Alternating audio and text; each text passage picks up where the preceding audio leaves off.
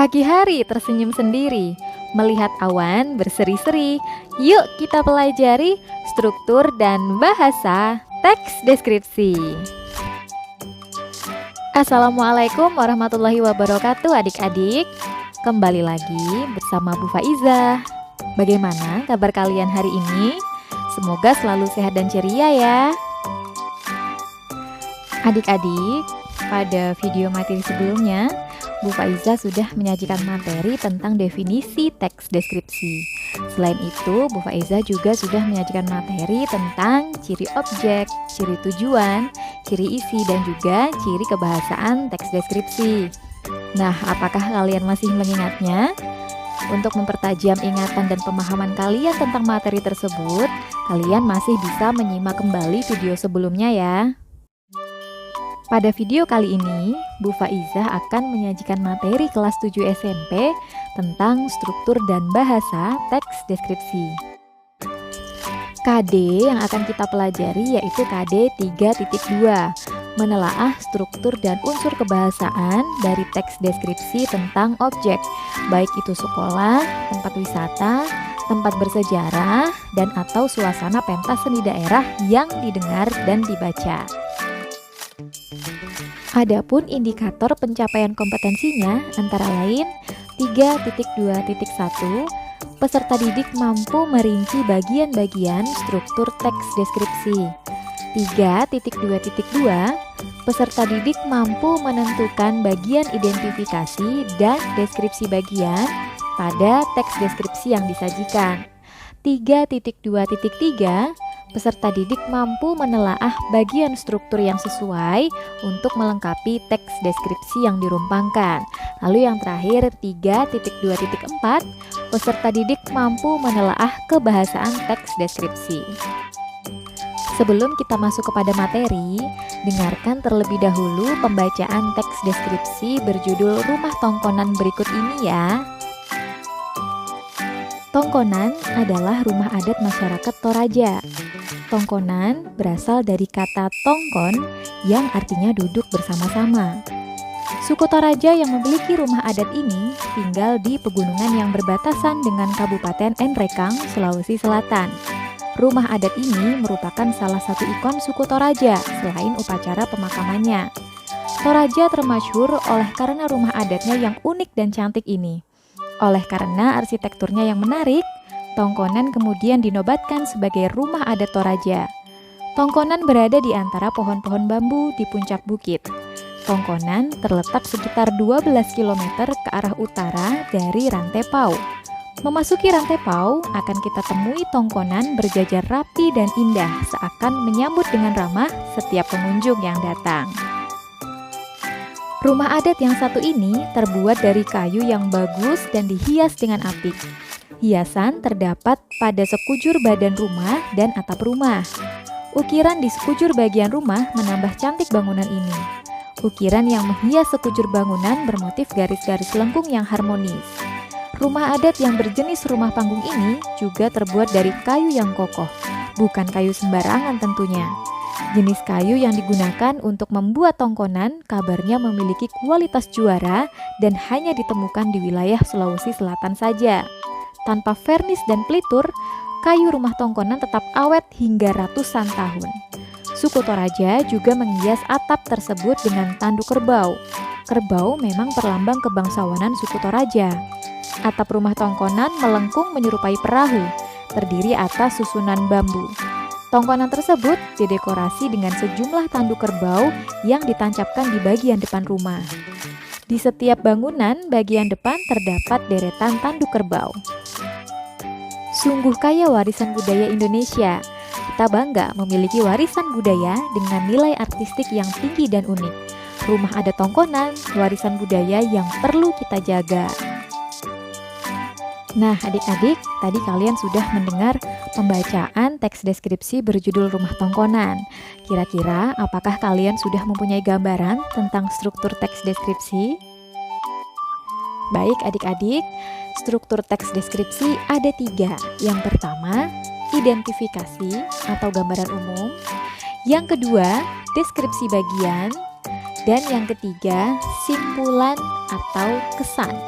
Jika kita meringkasnya menjadi sebuah rumus, kita bisa menyingkatnya menjadi I kasihan si Ulan. Oke, I kasihan si Ulan. Ya, Ika dari identifikasi, Sian dari deskripsi bagian, dan si Ulan dari simpulan atau kesan. Nah, dari teks deskripsi berjudul Rumah Tongkonan tadi, kita dapat mengetahui bahwa paragraf pertama merupakan bagian identifikasi atau gambaran umum. Pada paragraf tersebut, kita dapat mengetahui bahwa objek yang dideskripsikan adalah rumah tongkonan. Nah, bagaimanakah pendeskripsiannya?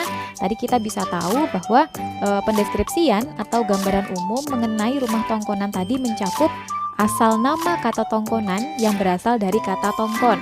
Kemudian kita juga bisa mengetahui tentang suku yang memiliki rumah tongkonan. Kemudian rumah tongkonan ini digambarkan sebagai ikon suku Toraja. Kemudian kita juga bisa mengetahui penggambaran arsitektur rumah tongkonan serta letak rumah tongkonan. Struktur yang kedua ialah deskripsi bagian. Oke, deskripsi bagian. Nah, struktur ini berisi perincian bagian objek, tetapi diperinci berdasarkan tanggapan subjektif penulis. Ya, jadi kesan pribadi penulis atau pendapat pribadi penulis masuk pada struktur deskripsi bagian. Nah, perincian apa yang bisa dibahas pada bagian ini? Misalnya perincian itu dapat berisi apa yang dilihat, misalnya bagian-bagian objek, atau komposisi warna objek, atau seperti apa objek yang dilihat menurut kesan penulis. Nah, selain itu, perincian juga dapat berisi perincian tentang apa yang didengar. Misalnya mendengarkan suara apa saja, atau seperti apa suara-suara itu, atau bagaimana penulis membandingkan dengan yang lain. Nah, kemudian perincian juga dapat berisi apa yang dirasakan penulis dengan mengamati objek. Jika kita kembali pada materi sebelumnya, hal ini bisa kita kaitkan dengan ciri tujuan teks deskripsi. Apa ciri tujuan teks deskripsi? Nah, coba kalian ingat-ingat lagi ya. Oke, tujuan teks deskripsi ialah supaya pembaca atau pendengar bisa seolah-olah melihat atau mendengar atau juga merasakan objek yang dibicarakan di teks deskripsi. Nah, pada teks yang sudah dibacakan tadi, untuk struktur deskripsi bagiannya kita dapat mengetahui perincian objek yang dideskripsikan, ya. Objeknya tadi ialah rumah tongkonan. Nah, pada teks di paragraf kedua terlihat perincian tentang bahan pembuatan rumah tongkonan yang berasal dari kayu. Kemudian, tanggapan objektif penulisnya terlihat dari ungkapan penulis bahwa rumah tongkonan terbuat dari kayu yang bagus dan dihias dengan apik, ya. Lalu kita juga bisa menemukan kalimat-kalimat yang menunjukkan subjektivitas penulis. Nah, bagus dan apik ini menunjukkan subjektivitas penulis. Kemudian pada paragraf tersebut juga dideskripsikan tentang ukiran rumah tongkonan, kemudian bagaimana jenis kayu bahan pembuatan rumah tongkonan, serta perincian tentang bentuk rumah tongkonan itu sendiri. Struktur yang ketiga yaitu simpulan atau kesan. Nah, struktur ini berisi simpulan atau kesan objektif penulis tentang objek yang dideskripsikan. Nah, adapun pada struktur simpulan atau kesan dari teks deskripsi berjudul Rumah Tongkonan tadi, kita melihat adanya kesan penulis, ya, yang menunjukkan rasa bangga penulis pada warisan budaya berupa rumah tongkonan, di mana penulis menggambarkan bahwa rumah tongkonan ini memiliki nilai artistik yang tinggi dan juga unik. Oke, kemudian penulis juga mengajak pembaca untuk menjaga warisan budaya tersebut. Jadi, struktur teks deskripsi ada 3 ya. Bisa kita singkat dengan ikasian si ulan, identifikasi atau gambaran umum, deskripsi bagian, dan simpulan atau kesan. Gimana? Mudah bukan? Selanjutnya, kita akan membahas tentang jenis pengembangan deskripsi bagian. Ada 4 jenis pengembangan deskripsi bagian. Oke. Yang pertama, deskripsi bagian berdasarkan ruang. Nah, deskripsi bagian berdasarkan ruang ini berisi perincian bagian-bagian ruang objek yang dideskripsikan. Misalnya, penulis mendeskripsikan bagian pintu masuk, bagian tengah, lalu bagian belakang. Kemudian, perincian ruang ini juga dapat menyebutkan nama ruang-ruang dan ciri-cirinya. Yang kedua ialah deskripsi bagian berdasarkan proses sesuatu berlangsung. Nah, pada jenis pengembangan ini misalnya kita dapat menemukan pada pendeskripsian tentang pementasan tari atau drama. Oke, nah pada pengembangan deskripsi bagian ini biasanya berisi perincian bagian awal, mulai dari meningkat, kemudian bagaimana puncaknya atau intinya sampai pada penutup. Nah, dalam hal ini biasanya penulis mendeskripsikan tentang awal pementasan, lalu bagaimana puncak adegan, kemudian ketika adegan mulai meluruh sampai pada penutup. Jenis pengembangan deskripsi bagian yang ketiga adalah deskripsi bagian berdasarkan anggota bagian-bagian objek. Nah, untuk pengembangan jenis ini biasanya berisi perincian bagian-bagian yang dideskripsikan. Misalnya kita membahas tentang objek pantai. Nah, pantai ini digambarkan bagaimana keadaan bawah lautnya, kemudian bagaimana bibir pantainya, ombak dan pasirnya, lalu bagaimana pemandangan tumbuhan dan hewan-hewan yang ada di pantai itu. Nah, terakhir, pengembangan deskripsi bagian yang keempat ialah deskripsi bagian berdasarkan pemfokusan. Nah, biasanya hal ini berisi bagian-bagian yang paling disukai dari bagian yang dideskripsikan. Contohnya, bagian yang paling Bu Faizah sukai dari perpustakaan adalah ruang bacanya dengan desainnya yang unik. Kemudian, Bu Faizah juga menyukai bagaimana warna ruangan dari perpustakaan ini karena ruangannya cerah. Kemudian ruangan ini juga memberikan kesan yang nyaman dan luar biasa kepada para pengunjungnya. Jadi, jenis pengembangan deskripsi bagian ada 4 ya. Yang pertama, deskripsi bagian berdasarkan ruang. Yang kedua, deskripsi bagian berdasarkan proses sesuatu berlangsung. Yang ketiga, deskripsi bagian berdasarkan anggota bagian-bagian objek. Dan yang keempat, deskripsi bagian berupa pemfokusan. Bagaimana? Mudah ya? Kira-kira teks deskripsi berjudul Rumah Tongkonan tadi menggunakan jenis pengembangan deskripsi bagian yang mana ya? Coba tuliskan jawabanmu di kolom komentar. Nah, selanjutnya kita akan belajar tentang penggunaan bahasa teks deskripsi. Ada 9 hal yang harus kalian perhatikan untuk memahami penggunaan bahasa pada teks deskripsi. Oke, yang pertama, penggunaan kalimat perincian untuk mengkonkretkan. Lalu yang kedua, penggunaan kalimat yang menggunakan cerapan panca indera. Yang ketiga, penggunaan kata dengan kata dasar yang diawali oleh huruf K, P, T, S. Yang keempat, penggunaan sinonim pada teks deskripsi. Yang kelima, penggunaan kata depan pada teks deskripsi. Yang keenam, penggunaan kata khusus. Yang ketujuh, penggunaan kata depan di dan huruf kapital. Kedelapan, penggunaan kata bermajas. Dan yang kesembilan, penggunaan pilihan kata yang bervariasi. Nah, sekarang Bu Faizah akan membahas satu persatu tentang bagaimana penggunaan bahasa pada teks deskripsi. Penggunaan bahasa teks deskripsi yang pertama ialah penggunaan kalimat perincian untuk mengonkretkan. Nah, di layar adik-adik sudah tampak satu tabel yang terdiri dari 2 kolom. Oke, kolom yang pertama berisi kalimat dan kolom yang kedua berisi kalimat perincian untuk menjelaskan. Oke, nah kita akan coba membahasnya satu persatu. Pada kolom pertama, di sana adik-adik bisa melihat kalimat ibuku orang yang sangat baik. Nah, bagaimana kalimat perinciannya? Oke, hal yang akan dirincikan di sini adalah bagaimana sih karakter baiknya seorang ibu. Nah, kita bisa melihat di kolom yang kedua, kalimat perinciannya adalah dia berusaha menolong semua orang. Dia ramah dan tutur katanya lembut kepada siapa saja.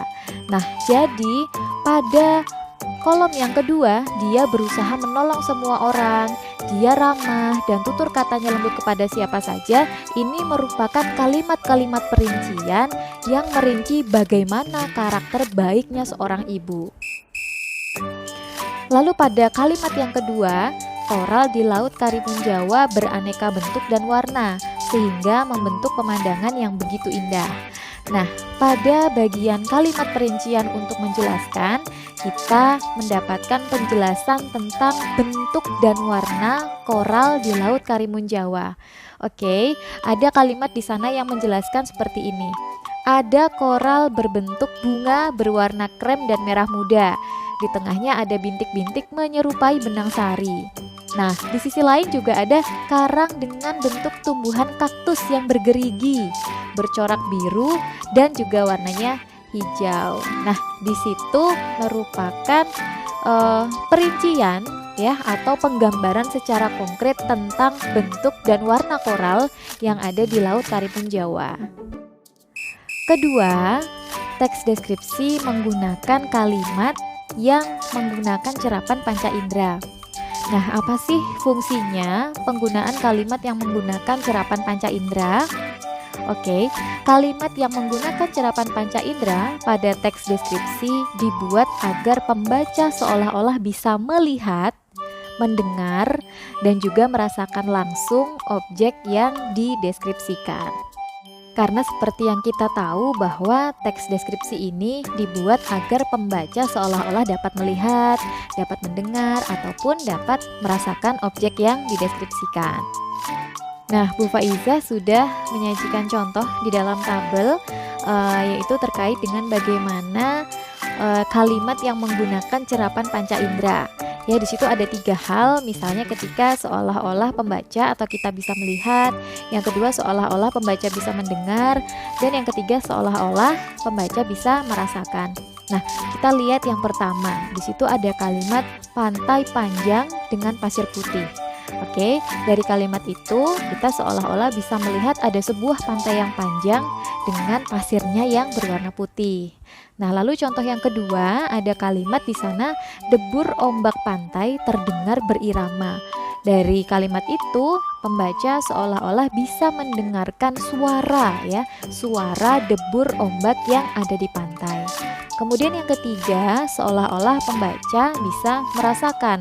Nah, di situ ada kalimat udara sangat terasa segar. Nah, dari contoh kalimat itu kita bisa merasakan bagaimana sih udara yang rasanya itu sangat segar. Penggunaan bahasa teks deskripsi yang ketiga ialah penggunaan kata dengan kata dasar. Nah, yang akan kita bahas kali ini ialah kata dasar yang diawali dengan huruf K, P, T, dan S. Nah, ada 3 kaidah atau aturan bagaimana penggunaan kata dasar yang diawali dengan huruf K, P, T, dan S.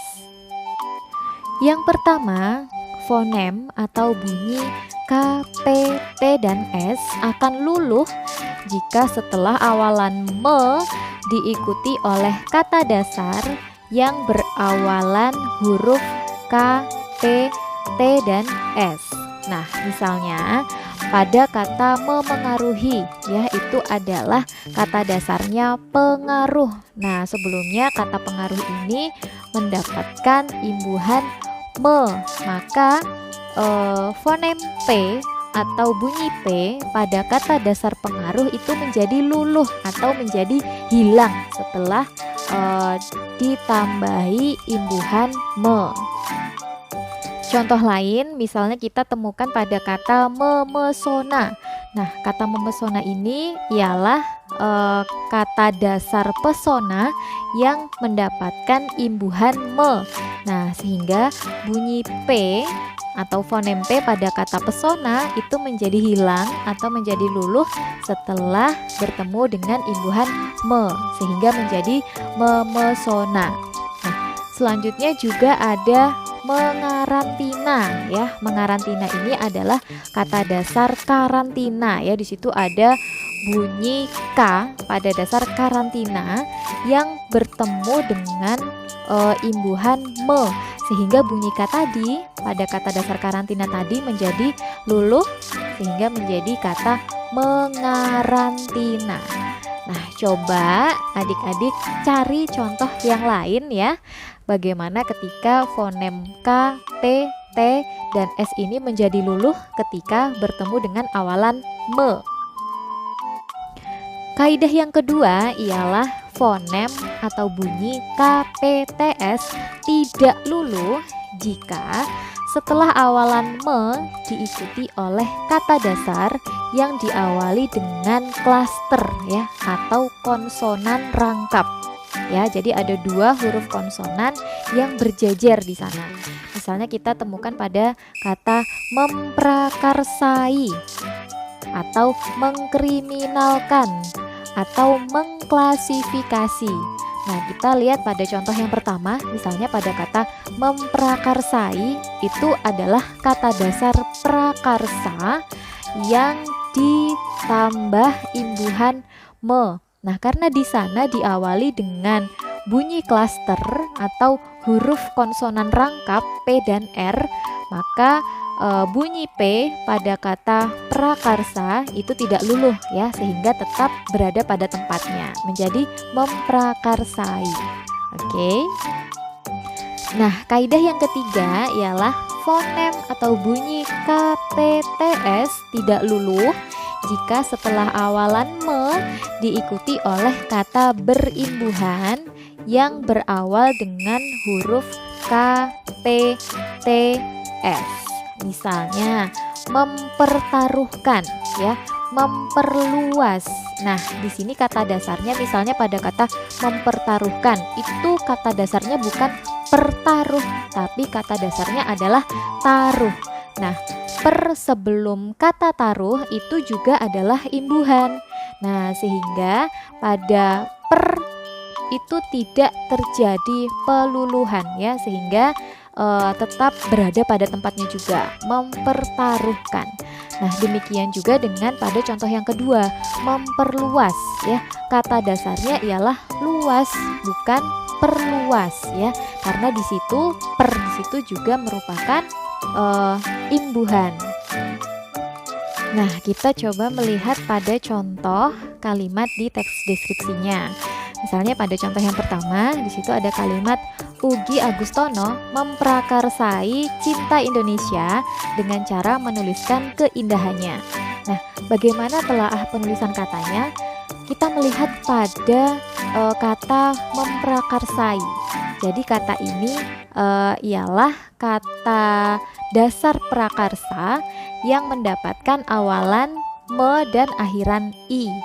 Nah, kalau kita melihat pada aturan yang kedua tadi, di situ bunyi huruf P tidak luluh karena setelah awalan me diikuti oleh kata dasar yang diawali dengan huruf klaster ya. Di situ kita lihat PR, prakarsa, PR pada kata prakarsa. Nah, di situ disebut sebagai huruf klaster, maka tidak luluh ya. Nah, sehingga bunyinya tetap memprakarsai. Pada contoh yang kedua, Pantai Karimun Jawa sungguh memesona.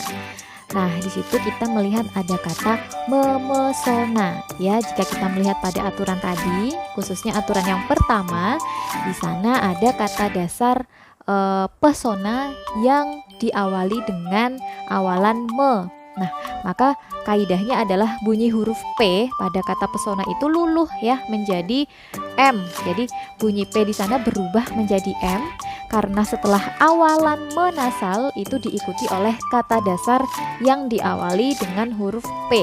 Pesona ya, diawali oleh huruf P. Nah, sehingga huruf P di sana luluh berubah menjadi bunyi M. Memesona. Oke. Penggunaan bahasa teks deskripsi yang keempat ialah adanya penggunaan sinonim. Oke, sinonim adalah persamaan kata, tetapi yang kita lihat bukan katanya yang sama ya, tapi maknanya ya. Jadi makna yang sama pada kata-kata tertentu. Nah, di layar adik-adik sudah ada contoh di situ ya. Misalnya kata indah itu bersinonim dengan kata elok, permai, molek, menarik, atau apik. Nah, kita temukan pada contoh kalimat di teks deskripsi berjudul Rumah Tongkonan tadi. Misalnya, rumah adat yang satu ini terbuat dari kayu yang bagus dan dihias dengan apik. Nah, kata apik ini bersinonim dengan kata indah. Kelima, penggunaan bahasa pada teks deskripsi ialah menggunakan kata depan. Oke, di dalam bahasa Indonesia kita mengenal ada 4 kata depan. Yang pertama ada kata depan di, kemudian ada kata depan dari, kata depan pada, dan kata depan ke. Nah, teman-teman bisa melihat pada contoh drama tari kolosal Arya dipentaskan di area Monas. Oke. Kemudian yang kedua di situ ada rumah adat yang satu ini terbuat dari kayu yang bagus dan dihias dengan apik. Kemudian yang ketiga, pada sore hari kita bisa melihat pemandangan yang menakjubkan khas Pantai Parangtritis. Yang keempat, ke arah timur kita bisa menyaksikan pemandangan bukit yang hijau yang mengelilingi pantai. Keenam, ciri penggunaan bahasa pada teks deskripsi ialah menggunakan kata khusus. Nah, kita ingat-ingat kembali di video sebelumnya Bu Faiza sudah sedikit menjelaskan tentang kata umum dan kata khusus ya. Kata umum ialah kata yang sifatnya tidak spesifik dan memiliki makna yang luas sehingga belum jelas ya.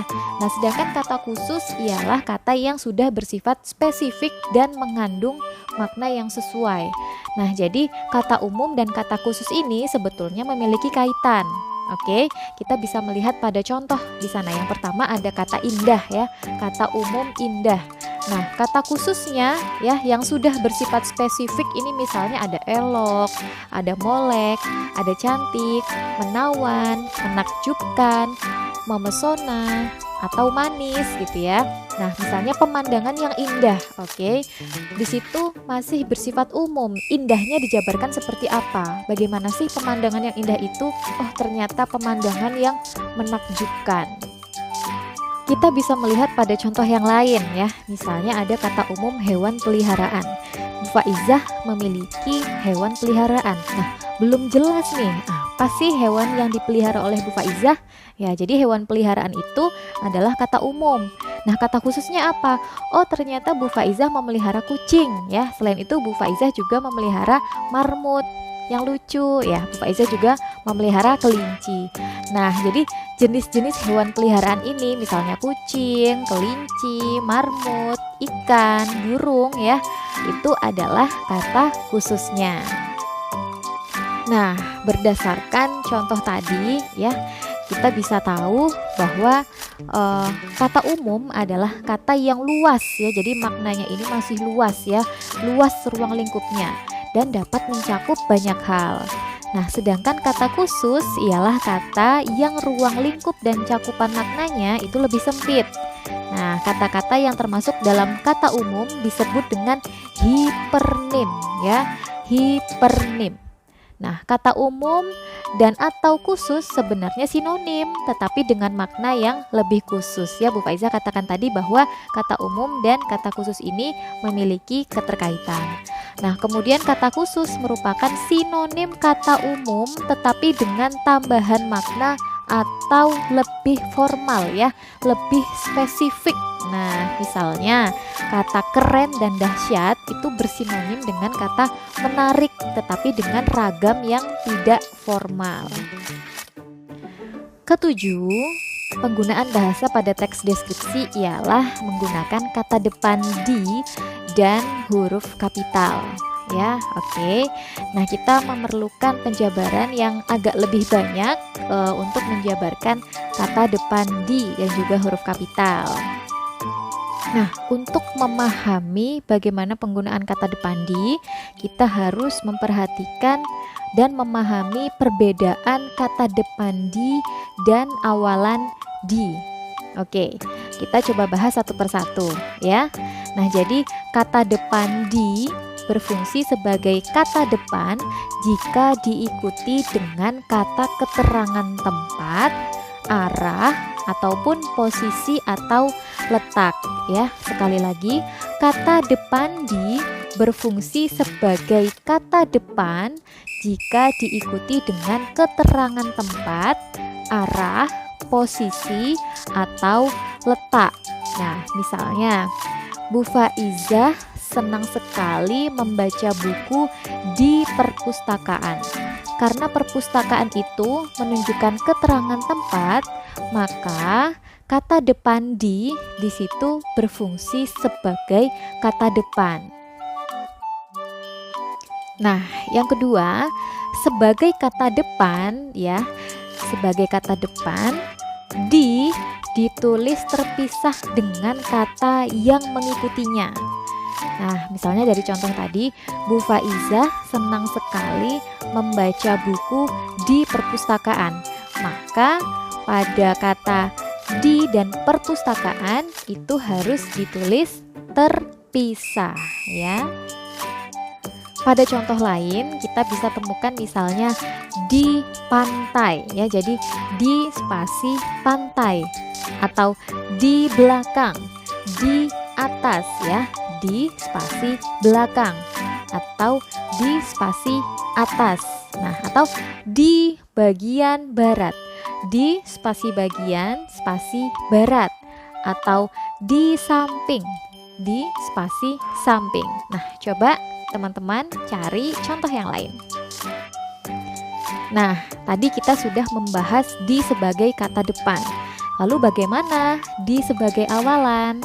Nah, sebagai awalan ditulis serangkai dengan kata yang mengikutinya. Nah, jadi dalam hal ini di berfungsi sebagai imbuhan pada kata kerja pasif ya. Jadi di sebagai awalan itu ditulis serangkai dan fungsinya adalah sebagai imbuhan pada kata kerja pasif. Misalnya, buku dibaca Bu Faizah di perpustakaan. Nah, pada kata dibaca itu adalah kata kerja pasif. Nah, sehingga di pada kata dibaca itu bukan kata depan, tetapi fungsinya adalah sebagai imbuhan ya. Jadi berbeda antara dibaca dengan di perpustakaan. Di pada kata dibaca berfungsi sebagai imbuhan yang menunjukkan kata kerja pasif. Nah, sehingga penulisannya harus dirangkai. Nah, sedangkan pada kata di perpustakaan itu berfungsi sebagai kata depan ya, yang mengikuti kata keterangan. Nah, sehingga penulisannya harus ditulis secara terpisah. Nah, selanjutnya bagaimana penggunaan huruf kapital, tanda koma, tanda titik pada teks deskripsi? Ya, kita akan coba bahas satu persatu ya. Nah, tanda koma dipakai di antara unsur-unsur dalam suatu pemerincian atau pembilangan. Nah, misalnya kita temukan pada contoh Pantai Senggigi berada di Kecamatan Batu Layar, Kabupaten Lombok Barat, Provinsi Nusa Tenggara Barat. Ya, jadi setelah Kecamatan Batu Layar diikuti koma. Begitu juga dengan setelah Kabupaten Lombok Barat juga diikuti oleh tanda koma. Nah, karena apa? Karena fungsinya di sini sebagai pemerincian ya, maka tanda koma harus diberikan di situ. Nah, selain itu tanda koma juga dipakai di belakang kata penghubung antar kalimat yang terdapat pada awal kalimat. Nah, jadi jika suatu kalimat ya memiliki kata penghubung yang letaknya di awal kalimat, maka setelah kata penghubung diikuti oleh tanda koma.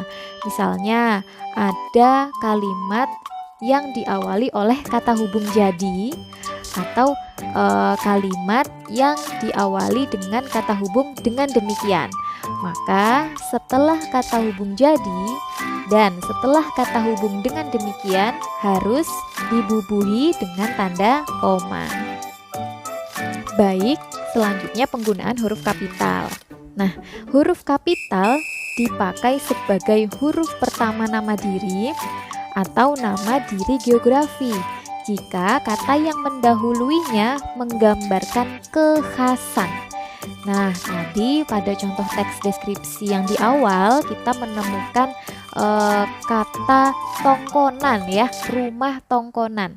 Nah, huruf T pada kata tongkonan di sana harus ditulis dengan huruf kapital karena di situ menggambarkan suatu kekhasan. Nah, contoh lain bisa kita temukan misalnya budaya ukiran Jepara. Nah, apa yang menggambarkan kekhasan di sana? Jadi ada sebuah ukiran Jepara ya, sehingga huruf J pada kata Jepara itu juga ditulis dengan huruf kapital. Nah, contoh lain misalnya Saruk Makassar ya. Jadi huruf M pada kata Makassar itu ditulis dengan huruf kapital. Nah, huruf kapital itu juga digunakan pada huruf pertama unsur-unsur nama geografi yang diikuti nama diri geografi. Oke, misalnya kita lihat pada contoh Selat Lombok ya. Jadi ini adalah nama geografis ya, atau Teluk Benggala. Nah, atau Jalan Gajah Mada. Jadi huruf S dan huruf L pada kata Selat Lombok keduanya ditulis dengan huruf kapital ya. Jadi tidak hanya kata Lomboknya saja yang huruf L-nya ditulis kapital, tetapi huruf S pada kata selat itu juga harus ditulis dengan huruf kapital karena keduanya ini merupakan unsur-unsur nama geografi. Nah, kemudian contoh yang lain kita misalnya lihat Teluk Benggala. Nah, huruf T pada kata teluk di sana juga ditulis dengan huruf kapital ya. Demikian juga dengan huruf B pada kata Benggala ya, karena di sini menunjukkan nama diri geografi. 8. Penggunaan bahasa pada teks deskripsi ialah menggunakan kalimat bermajas. Nah, majas ialah cara melukiskan sesuatu dengan jalan menyamakannya dengan sesuatu yang lain, atau kita biasa sebut dengan istilah kiasan. Nah, pada contoh yang ada di layar adik-adik, kita bisa melihat kalimat angin laut mengelus wajah ya. Jadi kita menyamakan angin laut seperti manusia ya, yang bisa mengelus-elus ya. Di situ angin laut sebetulnya adalah benda abstrak atau benda mati yang seolah-olah disamakan seperti benda hidup atau manusia. Nah, coba adik-adik cari tahu termasuk jenis majas apakah kalimat ini? 9.